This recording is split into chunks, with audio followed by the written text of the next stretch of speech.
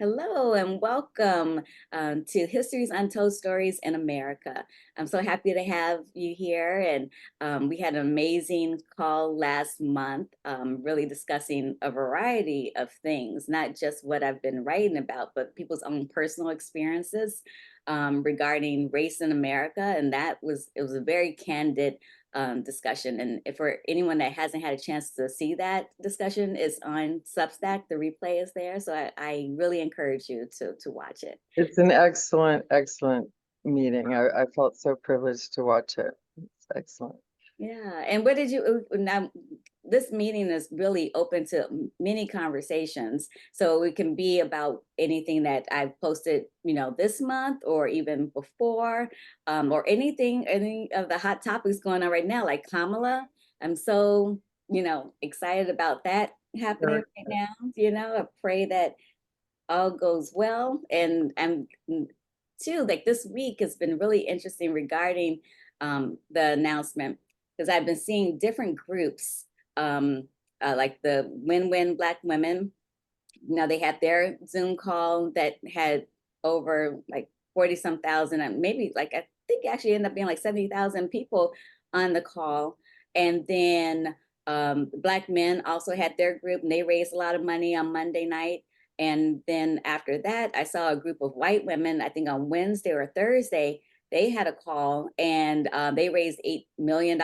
And there's going to be another call this Sunday with the Black women. And then on Monday, all women, or I think it may be men too, but from what I remember signing up, I think it was all women for another call on Monday. And then I saw a group of white men actually they decided to step up too, and they're going to have a call too.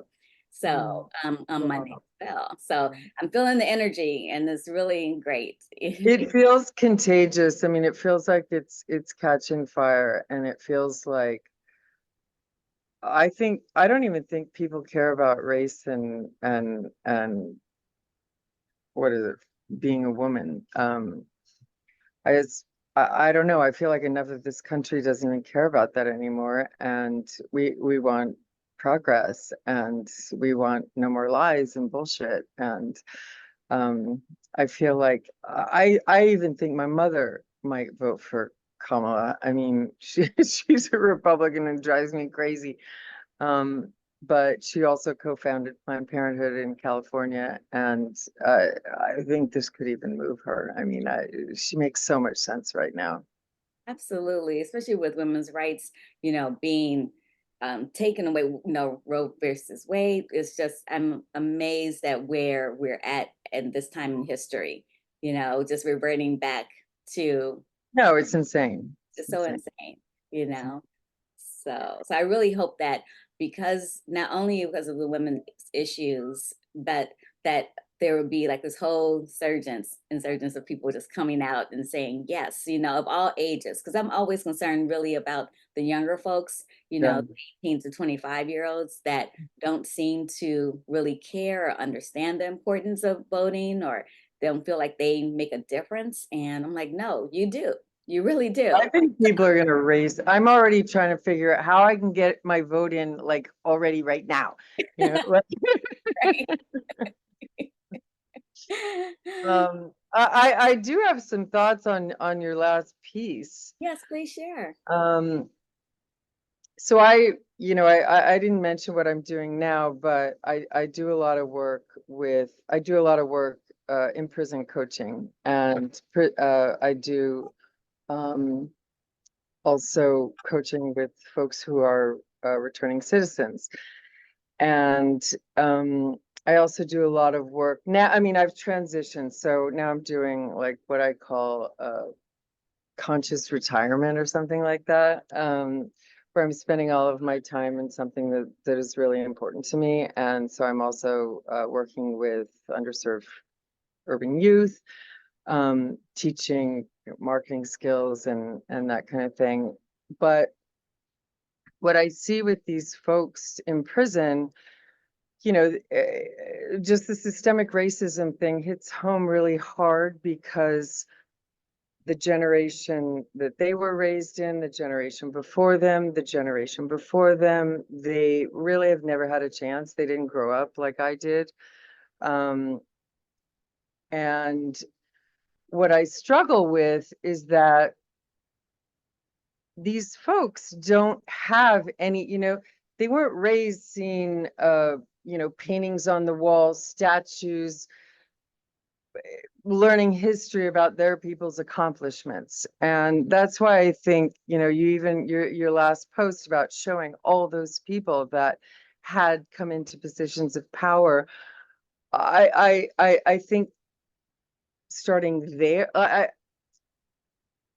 feel like I want these courses to be in our education system. And not only that, I want I want to unearth the stories of their ancestors in Africa, and the art, the innovations, the science, even the kings, and so that they have a sense that I'm reading this other book called, I don't know if you've ever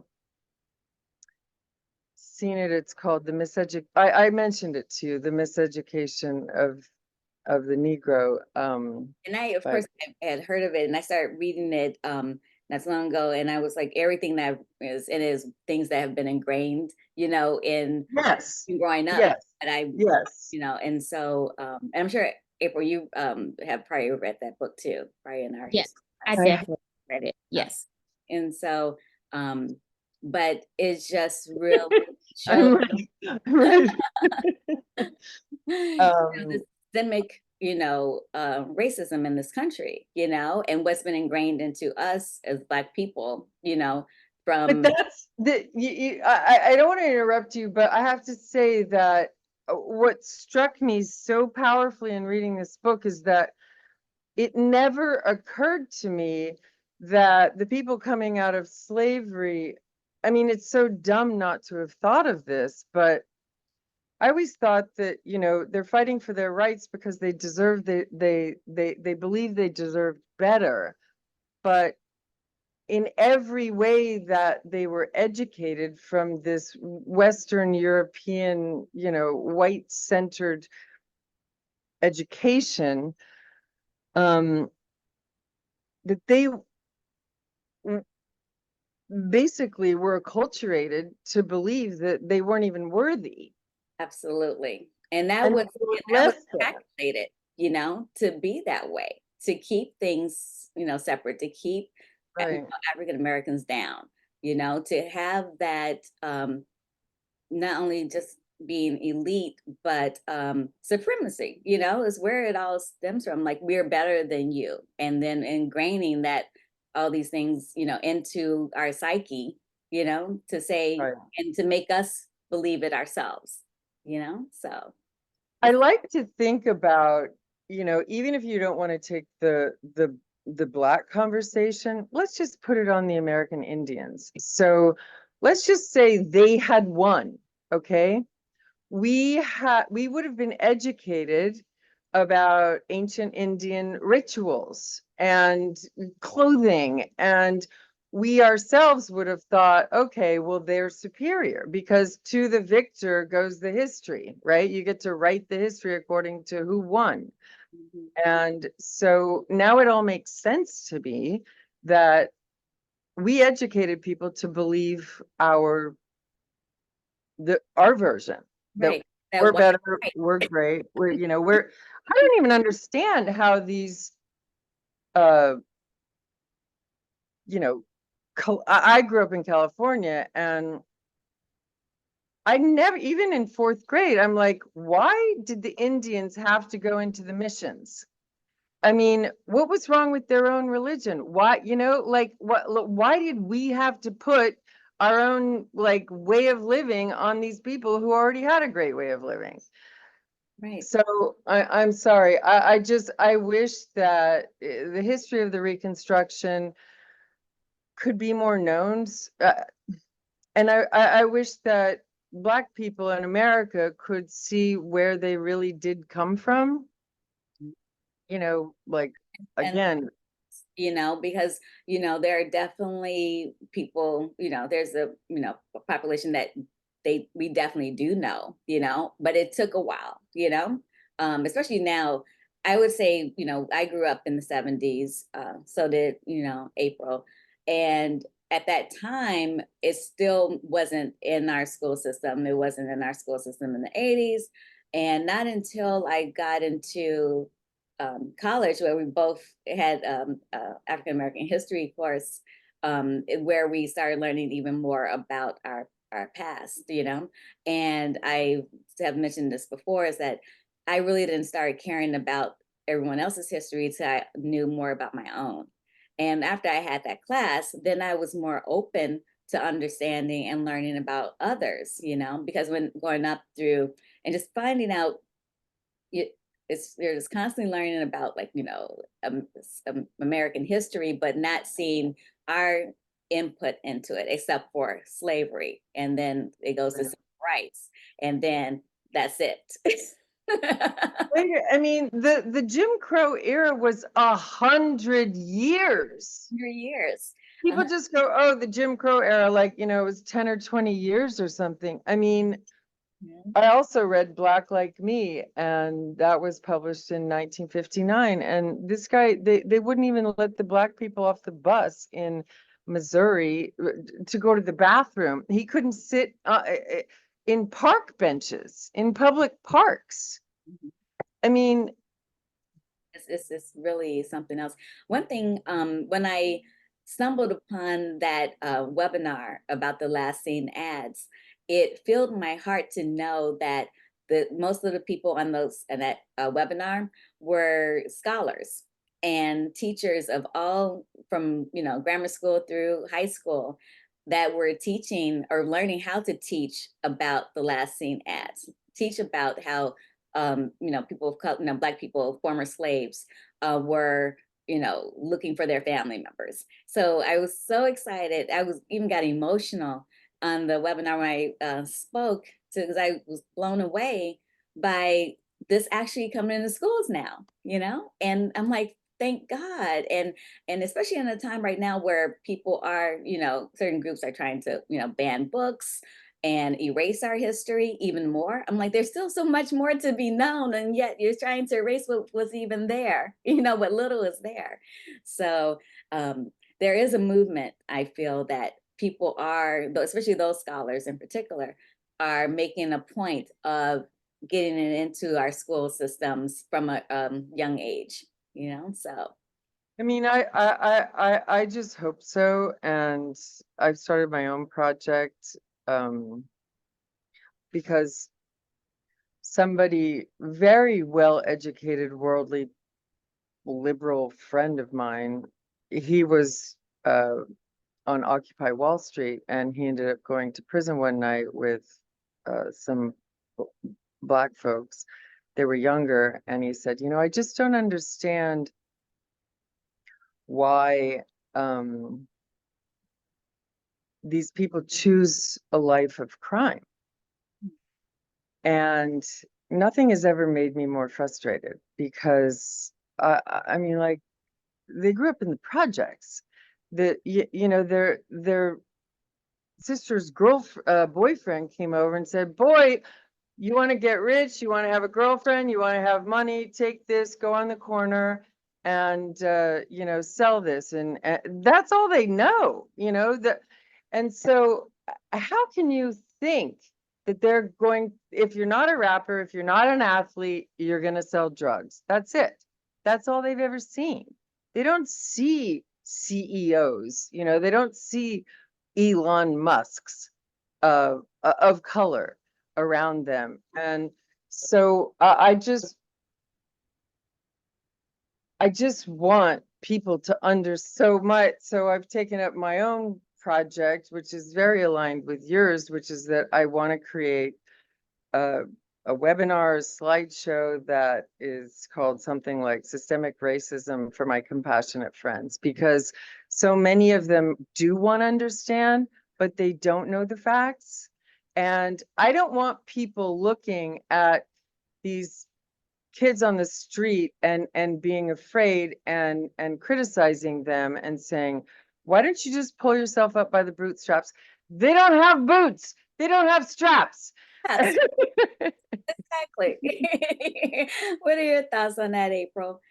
So, Megan, thank you so much. I'm so happy that you just said, with your last statement about your last thoughts about how um, people of color view themselves and the influences that they have or do not have in their lives.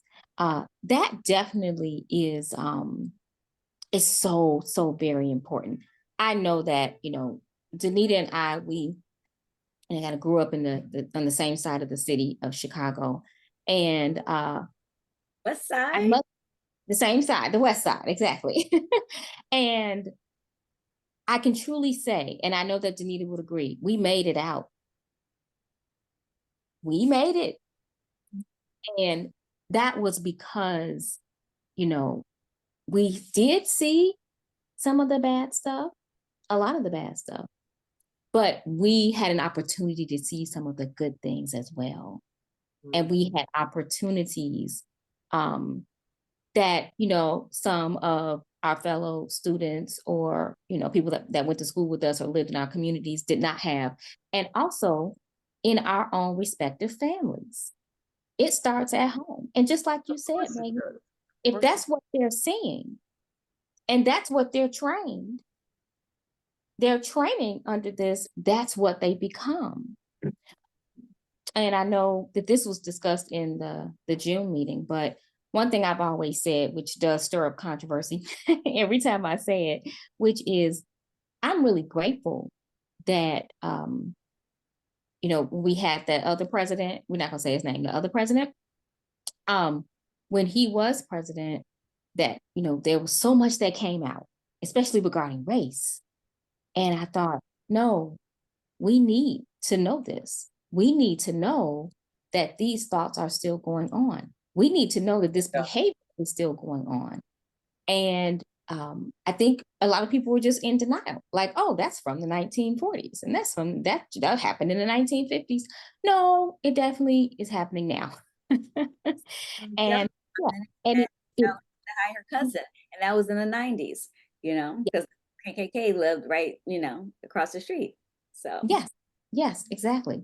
So these are things that I know that families of color have battled against for years, but I really believe that there is a turn, there is a shift right now where people are saying, families are saying, I don't want this for my family anymore. I don't want that. And so I'm really, really happy, Megan, that you're going to create your own discussion, regarding this because, like I told you, Danita, this is electric. It's it's Well, definitely it is electric, and I'm just going to tell you from my own experience. So I've tried to get involved in so many different organizations, and it's hard as a white person breaking in, even though honestly,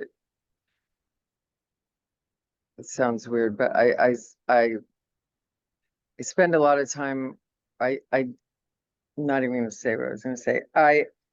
Um I feel very comfortable in Black circles. I spend like probably at least 60% of my time with Black people. Okay. Um, but people see me coming and they're like, yeah, you don't know what we've been through. And it's not as easy for me to break in. But I also know that I have a very credible voice in my own circles.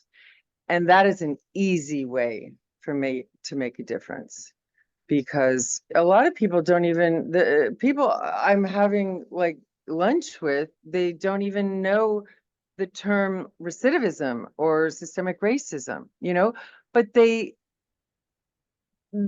are concerned, they want to help. So I think you know what, rather than trying to shove myself in places where I'm not so easily accepted, I can make a difference in my own circles. And that's so important. I love that. Yeah, awesome.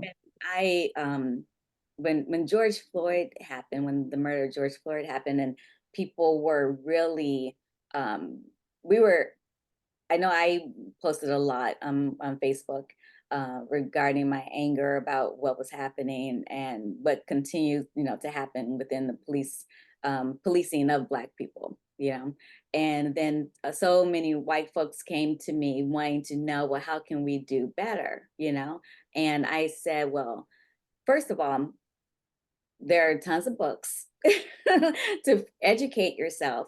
But one of the other things is to talk amongst yourselves, Right. to say, hey, this is what I'm recognizing.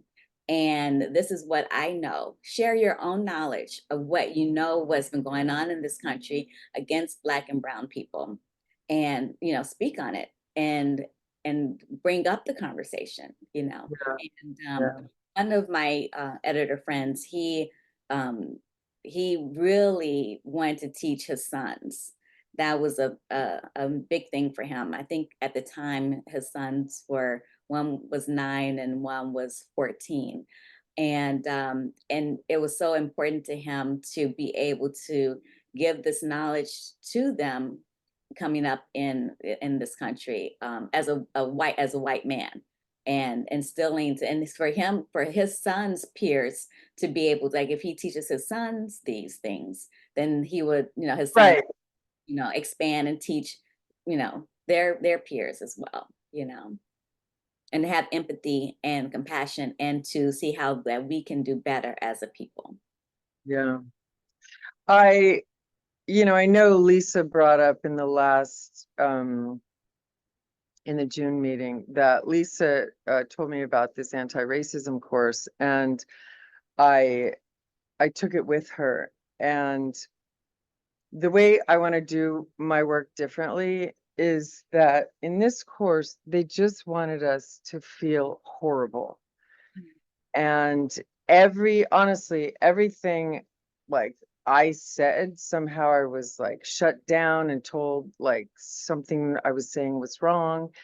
And it got to the point where I didn't even want to participate.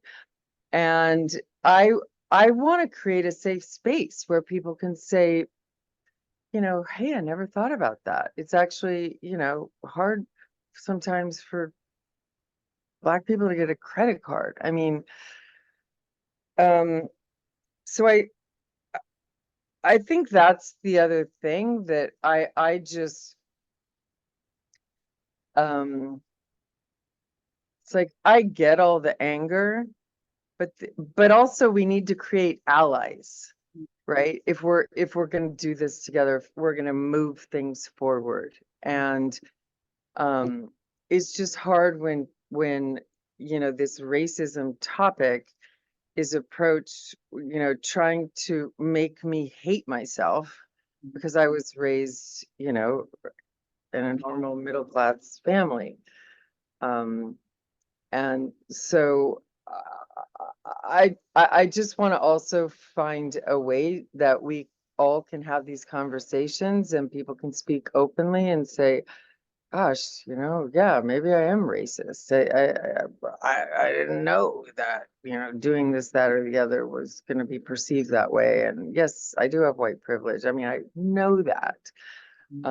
But I also want to bridge this racial divide. Because it is very difficult. It's a difficult conversation, and I feel it's Very difficult difficult. on all sides.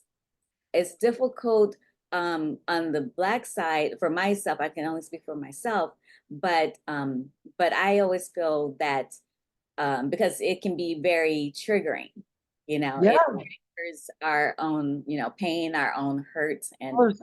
our own experiences, and then and so therefore, but I try to, for myself personally, look at it from okay, well, this person hasn't experienced, they're seeing coming from a different view. They haven't lived my experiences. So I try to be open to be able to say, okay, well, let me hear them out, at least. And then, but it's, even talking to April about this, even just deciding to even do these groups, I was like, what am I getting myself into?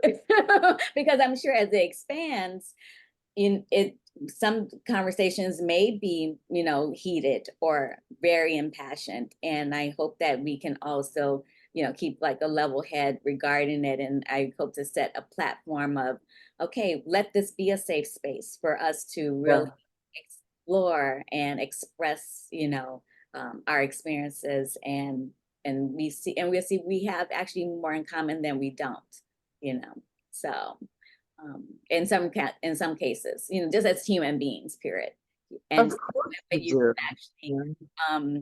the one of my favorite things of being able, to walk, was the Native American parable, like walking in someone else's shoes, and so I try to do that for, seeing the other side, and then also, of course, for myself and for, people like me. So, yeah.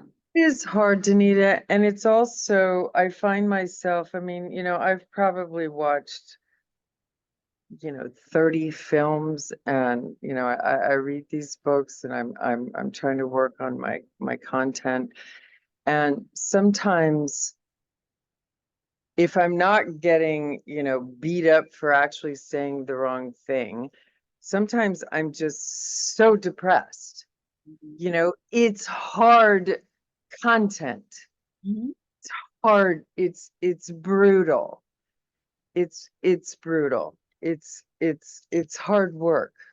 I mean, it's hard work because it's very discouraging and it's very depressing. What you're doing, especially with the prisons, is great. And if you can, in your program for prisoners, bring in the information about people in the Reconstruction era, it really That's what I'm saying. brings up the whole, an esteem. When I see those Black faces in those pictures doing the jobs that they were doing, it really Changes everything. changes everything. You don't have like the narrative changes, and it's like, oh my God, what these amazing people went through, to even get to that, to those positions, and they were like, I mean, day one of being out of slavery, they're like, look, we're going to do this. We're going to organize. We're going to get elected. We're going to make a change. It's, it wasn't like, oh, as here we are being enslaved, and oh, what are we going to do when we're free? We know they've been thinking about what they're going to do when I they mean, are it's free. incredible. It's And so incredible. it's like, once these chains are broken, pun intended, we will, take action. We will move forward. We will make a better, place not only for us, but for our children. And that's, I love writing about these folks, it Well, shows. I have two thoughts about that. One, which is that, yes, I agree, but also it kind of makes you even matter, you know? Mhm, mhm. Um, and an alternative title that I was going to have for my series is, what if they'd gotten the 40 acres and a mule? Yes. And I don't know if you've had the opportunity to see the series on Apple TV. It's called Manhunt. No, I haven't. So it's about finding John Wilkes Booth, who assassinated Lincoln, and he was very much supported by the Confederates. And what I didn't realize was that Lincoln was assassinated 5 days after the Civil War ended.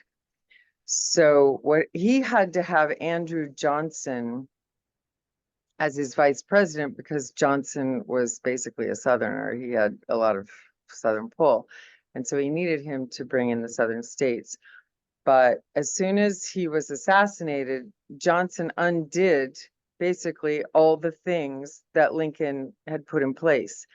Yes, he did. Yes. And so my whole thesis starts with, you know, they were building homesteads, they were building schools, they had their 40 acres, and then it was all taken away Yes.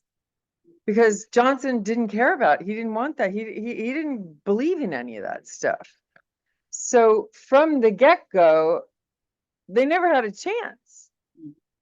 Yeah. But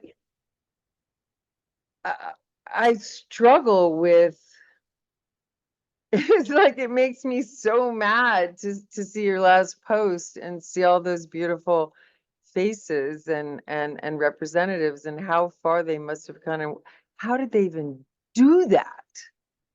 Well, you know, with the with there being so many more Black men eligible to vote than it was white men, they just organized and said, we are getting in there and doing that. And it happened so rapidly that the white men didn't see it coming. And Oh, and so when it just swept through, it was like, whoa, fuck. That's what, you know, and so then yeah. they started organizing, you know, the white liners, the KKK. They're like, we've got to put a stop to this. Oh, yeah. There were so many more free Black men than there were, you know, white men eligible to vote. And so, yeah. Wow. Wow. And But that's right, you know, Reconstruction ended in 77. And so, because at the time, so many more whites were organizing to, you know, terrorize.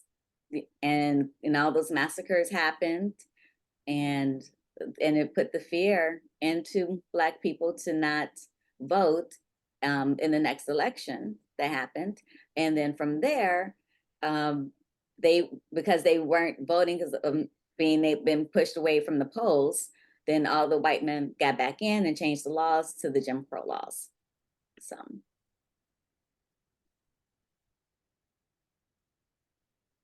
I just, can you be a professor? I know, April, that was saying. That, yes, and I said that in the last like I in the last meeting that I really can see Danita like really being a historian and you know helping us to you know realize the past, so how we can and how we can change the future by realizing what our past has done to the communities of color. So important. It's important that, you know, this generation can see that and be proud of what the people did, but also that, you know, on my side, our people can see what we freaking did to these people. You know, we engineered oppression.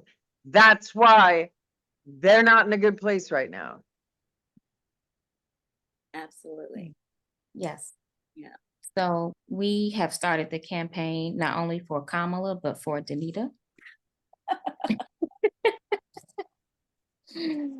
I will definitely be giving to that campaign.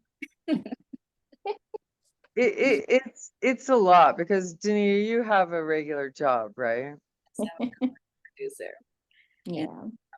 So, and that's another reason why I know Lisa has been really trying to find or help me with funding for this so that I can be able to either segue and get more involved and continue this work with history and talking about the Reconstruction era. Because I've been working on this for years now, but working in TV, there's a lot of hours. It takes up all your time. And many of the people, my coworkers, former coworkers, they're always like, how are you even able to do any of these other things that you do, knowing the type of work hours that, how intense our work is. working in reality TV. Yeah. Passion that you have and the gift that you have that you've been given. This is a gift that has been given to you, and you have to now share it with us. Well, thank you. Well, I wish it was so much bigger and broader, because this this focus on it's interesting that you're so focused on that, because that's also where my anchor kind of dropped, and I was just like, people have to understand the Reconstruction. And but I try reading this book, and I'm like, oh God, like, it's like, it's a lot. Yeah, and and I think one of the things that I feel that is a gift that I have in what I've learned from working in reality TV. Just even with I'm going through the transcriptions of the congressional hearings of the time, especially for right now, I'm still in the Peter Crosby one for the Vicksburg massacre.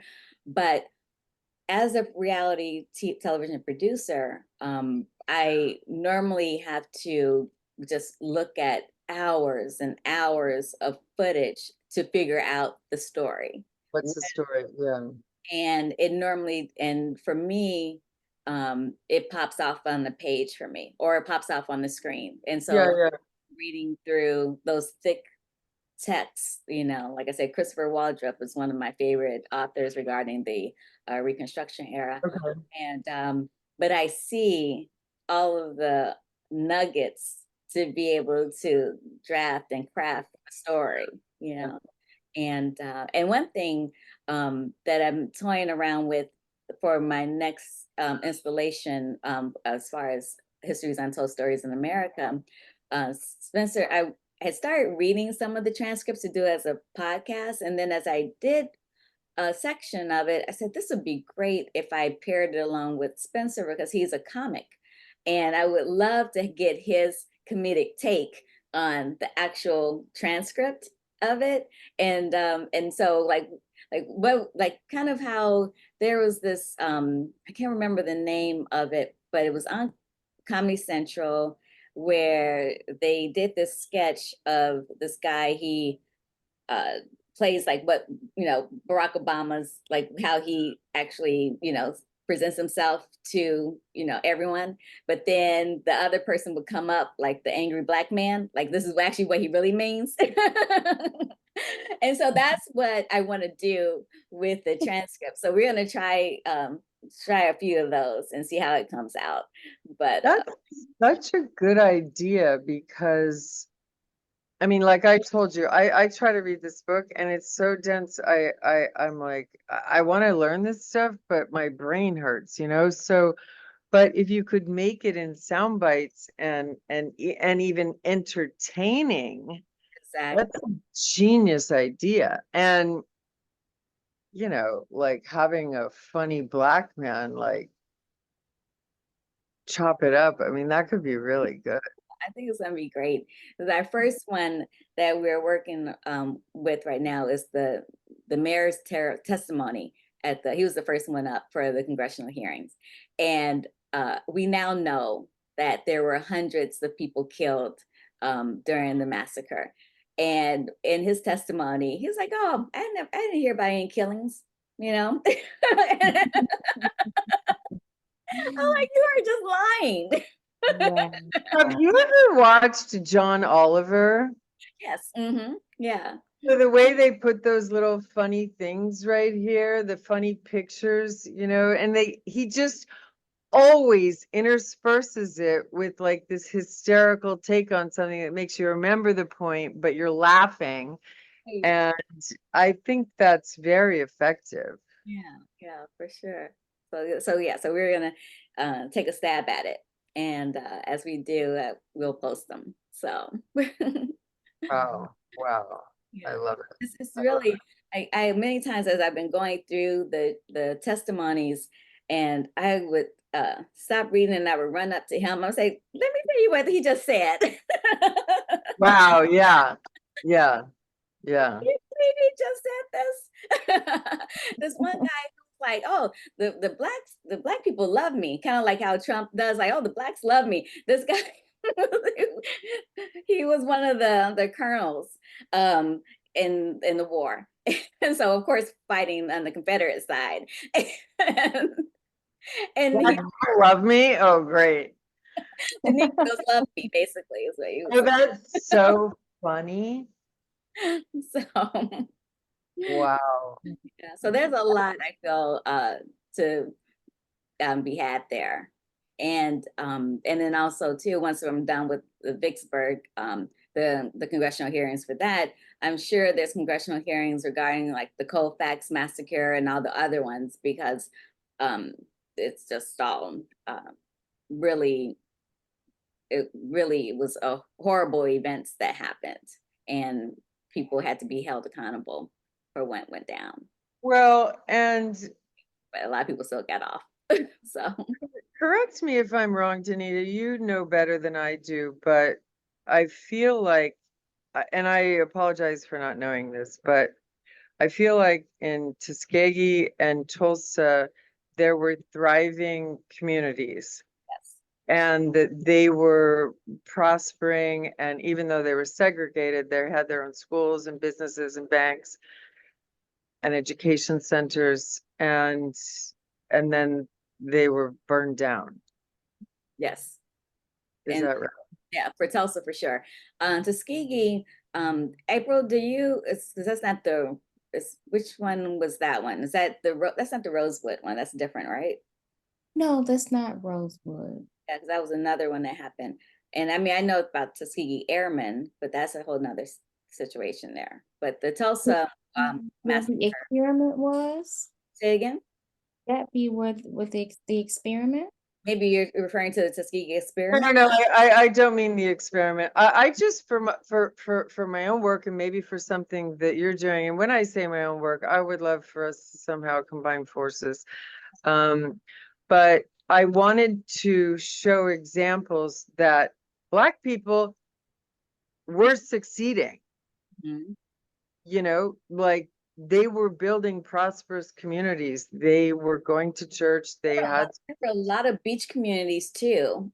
Even here in Los Angeles or Manhattan Beach, which was Bruce Beach, which they were able to California gave them the land back to them, but then they ended up not keeping it and selling it for profit. But there were many thriving Black beach communities, but because beach properties and the land there is worth so much money that many of those lands were stolen. Were just taken from them. You see, I think that narrative is also important for people to know, like the I think that a lot of people in this country just think, well, Black people have never made it, they've never succeeded, they've always been like over there. I Up mean, now. before redlining and all of that. But I think that bringing up these stories about Tulsa, Bruce Beach, whatever it is, like people need to understand what we've done. Mhm. Yeah, absolutely, absolutely. And part of this platform, I hope to shine the light on that as well. So Okay, good. sure. So much work to do. Right. So much work to do, but I really like the idea that you have about building comedy into it. And do you see this as being like a podcast or a film or? It would still be within my Substack, but it would be a podcast. So you can be able to get Oh, anywhere too. Because they have a thing in Substack where you can just do things as podcasts podcast. and it goes out to your usual Apple, podcast or Spotify. Oh, okay, okay, okay. I think that's a big idea. And even while I'm working on my Vicksburg series, which was centered around the Vicksburg massacre, um, I when I write, and just to note, so you know more of my background, besides producing reality TV, I started off as writing for television and film. I was a writer on Frasier, Oh, I wrote on Sabrina the Teenage Witch. After my time in sitcoms, I moved over into writing features, and I've written a number of features or been in development with a lot of big studios, and sold a couple of projects too. And so I see things from a commercial lens. And what I hope to do with the Vicksburg series, I'm writing it as a novel or as a novel series, but with a commercial aspect, because I look at things from a commercial yeah. standpoint to be able to bring in a wider audience. And then I would love for the book series to go into a television series. So I'm starting with the book first so that I can have the IP, really build the world well, and because there's so much to explore actually with all the folks that it's like there's so much to tell, and so I feel like just putting it in novel form first, I get to really give Flesh it out. a voice to many of the folks in this town, and yeah, and then expand it from there, you know. And then like, because with TV you end up having to like narrow it down so much, so Right, right. Okay, well, I'm very excited about all of this. so I'm very excited. And honestly, however I can support you, I mean, you know, of course, I can spread your content. But we, you know, we do have to find people who are like the pockets of people who are interested, you know, in this topic. absolutely. And I Yeah. think by you having your groups and what you're doing, not only just with the prisons, but with your like-minded folks that are interested in this, yeah, by all means, share the Substack and just keep this conversation Yeah, going. it's a natural alliance and it's obviously so complementary. And I have to finish what I'm doing, which is, you know, I have to tell you, sometimes I just get so depressed, I stop. Um, But I know that once I get done with my piece and I start doing these webinars in my circles, that it's going to spread. And people are going to be very energized and look for ways to participate and help and you know, keep learning. Mhm. Yes. Yeah. April, you have anything else to say? No? Um, there's so much work that needs to be done. And I don't know if you all saw this article. Well, it was in the news. It was first a news article, then I believe it was on CNN. Um, but about the gentleman who, a young Black man who applied for several positions that he was well qualified for at local hotels in his area. And he just did not understand why he didn't even get a call back for an interview. And I mean, that happens to all of us, doesn't matter what color. You can apply for jobs and, you know, but he did something interesting. He changed his name to something that did not sound as ethnic as his. And all of a sudden, he got interviews. Yeah, And so, I mean, that's like this month, July that's 2024. this month. Where is that, April? Where did that happen? It was in Michigan. Wow. Yeah, it was in Michigan. And yeah, I mean the whole story is quite interesting. I think his name was Dwight Jackson, and he changed it to John Jabrowski. And yeah, so but there's even when I saw that, when I read that, I said, wow. And people think it's gotten so much better. Yeah, People really think that. Now we have made progress. it The is getting world, better. It is getting better, yeah, but that doesn't mean it's better. I have a black friend, a man, and he was applying for an American Express Platinum card, and he kept getting rejected, and then he just changed his profile and said he was white, and he got accepted. Mhm. I mean, that's pretty weird. Wow. Wow. Yeah, Yeah. And it's wrong. It's not only weird, it's wrong. exactly. Well, obviously, yeah.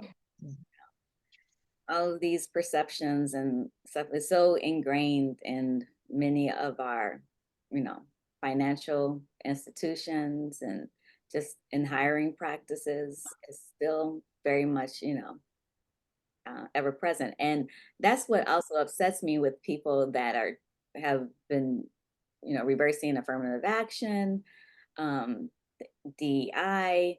It's they're acting as if these things are going on. They're like, oh, that's fixed. We had a black president. Oh, everything's good now. But no, it's not. I mean, honestly, in my work in the inner cities with kids, the parents are always the real issue because, the mom's on drugs and the dad's in jail. And I just feel like, I mean, I hate to say it, but to change the situation of the underserved urban youth and kids growing up in the projects, it's going to take generations. Mhm. Yeah. Like it's not going to be over with a DEI policy. It does help though, because I It know does help. that, many of It the helps. um April said that we grew up on the west side of Chicago, which is known, just like the west side and south side, have, pockets that are known of just being really impoverished. And I, if there weren't certain programs, for instance, just even like having the Pell Grant, the financial aid, I would not have been able to go to college, you know? And but there were other programs that helped me along the way to get where I am. So it's Well, me too. Danita knows. Yeah, me too. Same experience. Yes, absolutely. it opened doors that I normally would not have access to. Yes. Well, that's heartening to hear that some of these things are working, or have worked. And so that's why it pains me to see that they want to take these things away, Well, because it's still so much needed. yeah. It is. Um, um, yeah. Wow, Yeah. it's time to wrap up actually. I just looked at the clock. I see that April sent me the text of the article. I will, let me see if I can drop it into the chat here so you can have it. Put it up let me.